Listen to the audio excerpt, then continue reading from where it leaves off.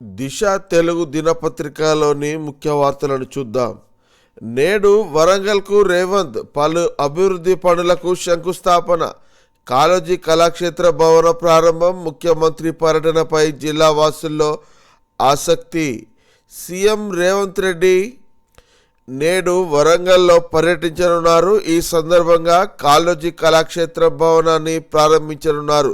అనంతరం ఆర్ట్స్ కాలేజీలో ఏర్పాటు చేసిన బహిరంగ సభలో పాల్గొని ప్రసంగించనున్నారు. 4684.37 కోట్ల పనులకు శంకుస్థాపనలు. ఒక్క అండర్ డ్రైనేజీ వ్యవస్థకే 4170 కోట్లు.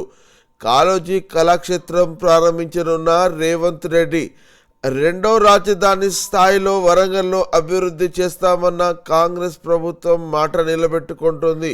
ఈ మేరకు వరుసగా వరాల జల్లులు కురిపిస్తుంది.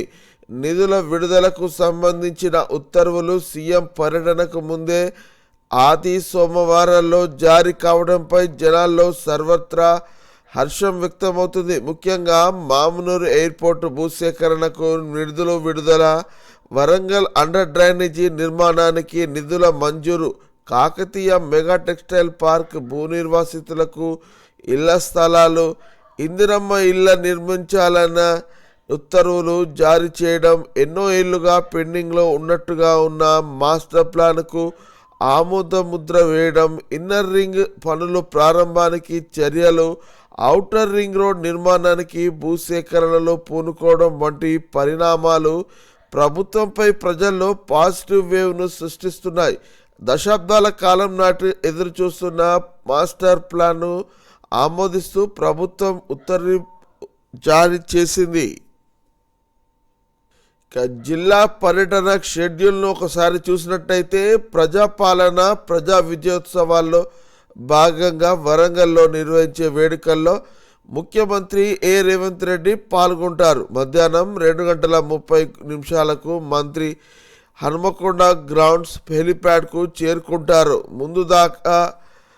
ముందుగా కాళోజీ క్షేత్ర ప్రారంభోత్సవంలో పాల్గొని ఆర్ట్స్ గ్యాలరీని సందర్శిస్తారు.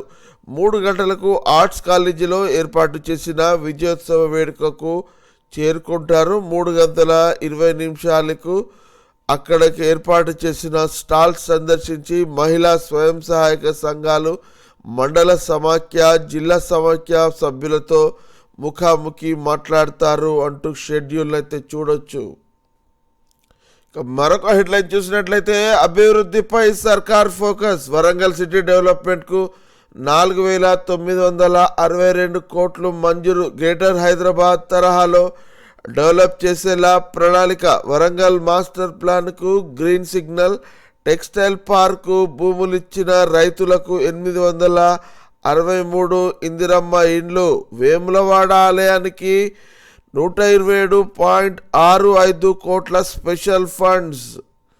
దమ్ముంటే కమిటీని గ్రేటర్ హైదరాబాద్ తరహాలో రాష్ట్రంలోని మిగతా సిటీలను దశలవారీగా డెవలప్ చేయాలని రాష్ట్ర ప్రభుత్వం నిర్ణయం తీసుకున్నది.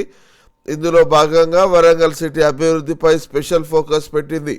గ్రేటర్ హైదరాబాద్ తర్వాత వేగంగా గ్రేటర్ వరంగల్ అభివృద్ధి చెందుతున్నదని గ్రహించిన సర్కారు దాని డెవలప్మెంట్కు 4962.47 కోట్లు మంజూరు చేసింది. 30 ఏండ్లు అవసరాలను దృష్టిలో పెట్టుకొని వరంగల్ మాస్టర్ ప్లాన్కు గ్రీన్ సిగ్నల్ ఇచ్చింది.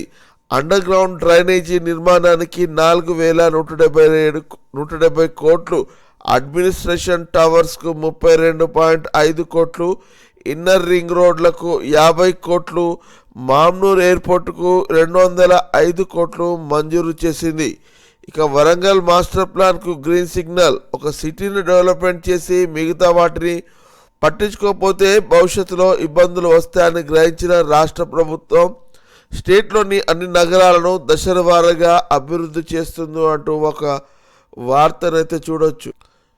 సోలార్ పైలట్ ప్రాజెక్టుగా నర్సాపూర్, వరంగల్, భువనగిరి జిల్లాల్లోనూ ఆలయ భూములను పరిశీలన. మొదటి విడతలో 231 ఎకరాల్లో ప్లాంట్ ఏర్పాటు. 9 జిల్లాల్లో 719 ఎకరాల ఎండోమెంట్ ల్యాండ్స్ గుర్తింపు, ఒక్కో ప్లాంట్కు 3 కోట్లు అవుతాయని అంచనా. త్వరలో విడుదల కానున్న జీవో. రాష్ట్ర ప్రభుత్వం ప్రతిష్టాత్మకంగా తీసుకున్న సోలార్ పవర్ ప్లాంట్ ఏర్పాటుకు పైలట్ ప్రాజెక్టుగా నర్సాపూర్ను ఎంపిక చేయనున్నట్లు తెలిసింది. దీంతో పాటు భువనగిరి, వరంగల్ జిల్లాలో సైతం ల్యాండ్స్ పరిశీలించినట్టు సమాచారం. సోలార్ పవర్ ప్లాంట్ ఏర్పాటుకు రాష్ట్రంలోని 9 జిల్లాల్లో ఉన్న దేవాలయాలకు చెందిన 719.12 ఎకరాల భూమిని ప్రభుత్వం ఎప్పటికీ ప్రాథమికంగా గుర్తించింది. తొలి విడతలో 231 ఎకరాల్లో ప్లాంట్ ఏర్పాటు చేసేందుకు సర్కారు కసరత్తు చేస్తున్నట్లు తెలిసింది. దీనికి సంబంధించిన జీవో త్వరలో విడుదల కానున్నట్టు సమాచారం. ఇక మరొక వార్త చూసినట్లయితే, దమ్ముంటే కమిటీని ఆపండి, తెలంగాణలో రుణమాఫీ చేసి చూపించాం, వచ్చేందుకు డబ్బులు లేకపోతే చెప్పండి, నేనే ప్రత్యేక విమానాన్ని సిద్ధం చేస్తా. ప్రధాని మోడీ బీజేపీకి సీఎం రేవంత్ సవాల్. మహారాష్ట్ర ఎన్నికల్లో ప్రచారం సమయంలో ఈ వ్యాఖ్యలు చేసినట్టు ఇక్కడ వార్తనైతే చూడవచ్చు. తెలంగాణలో ఏఐసిటి ఆర్కిటెక్చరల్ మార్వెల్గా రూపొందిస్తాం.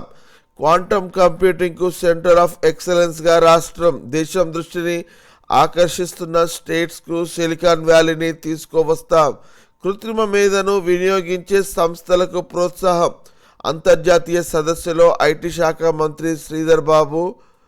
రాష్ట్రంలో ఏఐసిటిని నిర్మించి ఆర్కిటెక్చరల్ మార్వెల్గా రూపొందిస్తామని మంత్రి శ్రీధర్ బాబు వెల్లడించారు. యంగ్ ఇండియా స్కిల్ యూనివర్సిటీ ఏర్పాటు చేసి పరిశ్రమలకు అవసరమైన నిపుణులను తయారు చేస్తున్నామన్నారు. ఆరోగ్య సంరక్షణ రంగంలో కృత్రిమ మేధను అనే అంశంపై సోమవారం హైదరాబాదులో నిర్వహించిన అంతర్జాతీయ సదస్సులో మంత్రి మాట్లాడారు. తెలంగాణను త్వరలో క్వాంటమ్ కంప్యూటింగ్కు సెంటర్ ఆఫ్ ఎక్సలెన్స్గా మారుస్తామన్నారు. సాఫ్ట్వేర్, ఫార్మా, లైఫ్ సైన్సెస్ పరిశోధన అభివృద్ధిలో దేశం దృష్టిని ఆకర్షిస్తున్న తెలంగాణ సిలికాన్ వ్యాలీ సంస్థలను తీసుకొస్తామని ఆయన చెప్పారు అంటూ ఒక వార్తను చూడొచ్చు. ఇక మరొక హెడ్లైన్ చూసినట్లయితే, రాహుల్ రేవంత్ అరాచకలను ఆపండి, ఆయన అల్లుడి కోసం జరుగుతున్న భూదందాపై విచారణ జరిపించండి. లగచర్లలో మణిపూర్ తరహా అరాచకాలు, గిరిజనులపై కాంగ్రెస్ సర్కారు దమనకాండ, రైతుల భూములను అక్రమంగా గుంజుకుంటున్నారు, ఇవ్వకుంటే అక్రమ కేసులు, లైంగిక వేధింపులు. మణిపూర్ గురించి మాట్లాడే రాహుల్కు ఇవి కనిపించడం లేదా? రాష్ట్రాన్ని ఫ్యామిలీ ప్యాకేజ్గా మారుస్తున్న ముఖ్యమంత్రి. ఢిల్లీలో కేటీఆర్ వ్యాఖ్యలను చూడొచ్చు. పోలీసులు ఇప్పటికీ అరెస్టు చేస్తున్నారు అంటున్న సత్యవతి రాథోడ్. మా ప్రాణాలు పోయిన ఫార్మాకు భూములు ఇవ్వం. మహిళా మానవ హక్కుల కమిషన్, జాతీయ ఎస్సీ/ఎస్టీ కమిషన్కు లగచర్ల బాధిత మహిళల ఫిర్యాదులు. తెలంగాణలో రేవంత్ రెడ్డి అరాచకాలను రాహుల్ గాంధీ ఆపాలని, మణిపూర్ గురించి మాట్లాడే ఆయనకు రాష్ట్రంలో గిరిజనులపై జరుగుతున్న దమనకాండ కనిపించడం లేదా అని బీఆర్ఎస్ వర్కింగ్ ప్రెసిడెంట్ కేటీఆర్ ప్రశ్నించారు. ఢిల్లీలోని కాన్స్టిట్యూషన్ క్లబ్లో లగచర్ల బాధితులతో కలిసి సోమవారం మీడియాతో మాట్లాడారు. లగచర్ల ఘటన మణిపూర్, లక్షద్వీప్ కన్నా చిన్నదేమీ కాదన్నారు. పేద గిరిజన రైతుల భూములను రేవంత్ రెడ్డి అక్రమంగా లాక్కుంటున్నారని ఆరోపించారు. భూములు ఇవ్వకుంటే అరెస్టు చేస్తూ అక్రమ కేసులు పెడతారా? లైంగిక వేధింపులకు పాల్పడతారా? ఇదేనా రాహుల్ గాంధీ చెప్పే ప్రజాస్వామ్యం అంటూ నిలదీశారు. ఇదే వార్తకు సంబంధించి మరో హెడ్లైన్, లగచర్ల సురేష్ ఎక్కడా?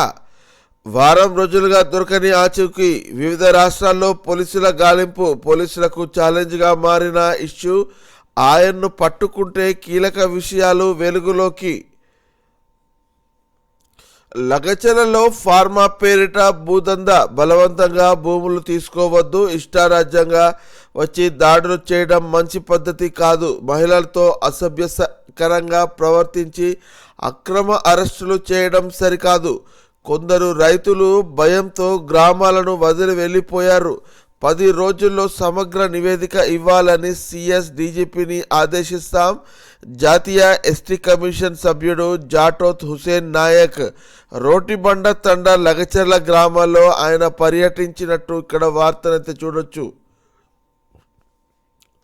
ప్రభుత్వాన్ని అస్థిరపరిచే కుట్ర, అధికారం కోల్పోవడంతో రైతులను రెచ్చగొడుతున్న బీఆర్ఎస్, కాంగ్రెస్ ఎంపీ బలరాం నాయక్, ఎమ్మెల్యేలు మురళీ నాయక్, రామచంద్ర నాయక్ లగచర్ల ఘటనపై ఎస్టీ కమిషన్ సభ్యుడు హుసేన్ నాయక్ వారు ఫిర్యాదు చేసినట్టు ఒక వార్తనైతే చూడొచ్చు. మరొక హెడ్లైన్ చూసినట్లయితే కలెక్టర్పై దాడి చేసింది కేటీఆర్ అనుచరులే, రైతుల ముసుగులో అటాక్ చేయడం హేయం, మూసి పునరుజ్జీవం వద్దని కేసీఆర్ అంటే ఆపేస్తాం, మంత్రి కోమటిరెడ్డి వెంకటరెడ్డి ఫైర్, లగచర్ల ఘటన స్కెచ్ కాంగ్రెస్దే, మాజీ మల్కాజ్గిరి ఎంపీ ఈటల రాజేందర్ ఓటేసిన వాళ్ళకన్నా ఫార్మానే ముద్ద అంటున్న డీకే అరుణ. ఇక పరిగి డిఎస్పీపై బదిలీ వేటు, లగచర్ల ఘటనపై సర్కారు చర్యలు, డీజీపీ ఆఫీస్కు కరుణాసాగర్ రెడ్డి అటాచ్. ఇక సంగాయనపల్లి పంచాయతీ సెక్రటరీ సస్పెన్షన్, ఉత్తర్వులు జారీ చేసిన కలెక్టర్ ప్రతీక్ జైన్, లగచర్ల ఇన్సిడెంట్లో కీలక పాత్ర ఉన్నట్టు నిర్ధారణ అంటూ ఒక వార్త చూడొచ్చు. మరొక వార్త చూసినట్లయితే నేను భారతీయులకు గులాం, మీలా నకిలీ గాంధీ కుటుంబానికి కాదు, కాంగ్రెస్ అంటేనే అబద్ధాల పార్టీ, ఆ పార్టీ నేతలు ఇటలీకి గులాంలు, ఢిల్లీకి ట్యాక్సులు కడుతూ సీఎం ఏడాది పాలించారు అంటూ కేంద్ర మంత్రి కిషన్ రెడ్డి వ్యాఖ్యానించినట్టు ఇక్కడ వార్తనైతే చూడొచ్చు.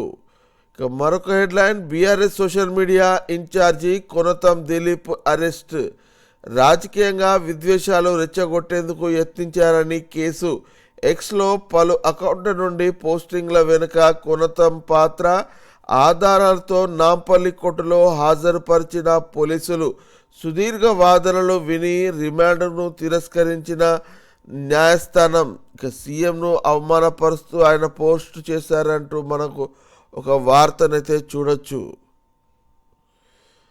ఇక మరొక వార్త, 300 కోట్ల భూమిని కబ్జా, ఎఫ్టీఎల్ బఫర్ జోన్లో త్రిపుర కట్టడాలు, 3 చెరువుల్లో పాగా వేసి విల్లాల నిర్మాణం, వీటితో పాటు పక్కనున్న ప్రభుత్వ భూమి సైతం అన్యక్రాంతం, ల్యాండ్ మార్క్ 5 పేరిట 15 ఎకరాలు హాంఫర్ట్. చెరువులు ప్రభుత్వ భూమిని లక్ష్యంగా త్రిపుర తన మార్క్ దందాను యథేచ్ఛగా కొనసాగిస్తున్నది. విలువైన స్థలాలు కబ్జా చేస్తూ ఏకంగా విల్లాలు నిర్మిస్తున్నది.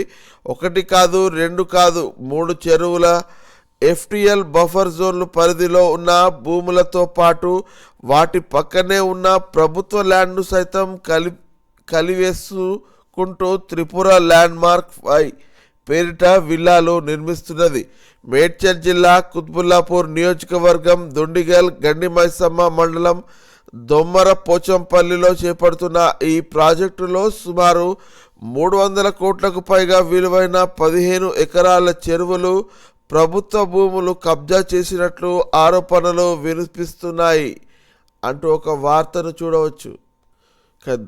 నేషనల్ వార్తలకు చూసినట్లయితే వచ్చే నెల 6న ఢిల్లీ మార్చ్, అన్నదాతల సమస్యల పరిష్కారం కోసం ప్రకటించిన రైతు సంఘాలు శంభు సరిహద్దు నుండి విడతల వారీగా ఢిల్లీకి వెళతాం. కేఎంఎం నేత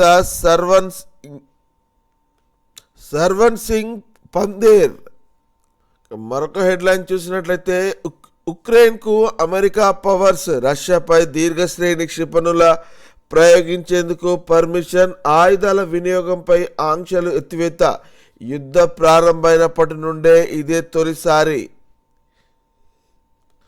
అమెరికా సరఫరా చేసిన దీర్ఘశ్రేణి క్షిపణులను రష్యాపై ప్రయోగించుకోవచ్చని యుక్రెయిన్కు యుఎస్ ప్రెసిడెంట్ పర్మిషన్ ఇచ్చినట్టు సమాచారం.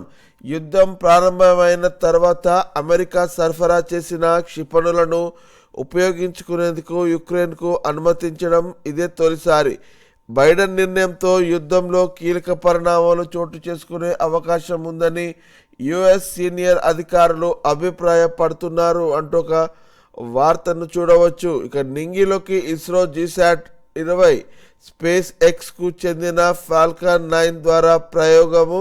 ఇక 14 ఏళ్ల పాటు కమ్యూనికేషన్ సేవలు అంటూ ఒక హెడ్లైన్ను చూడవచ్చు.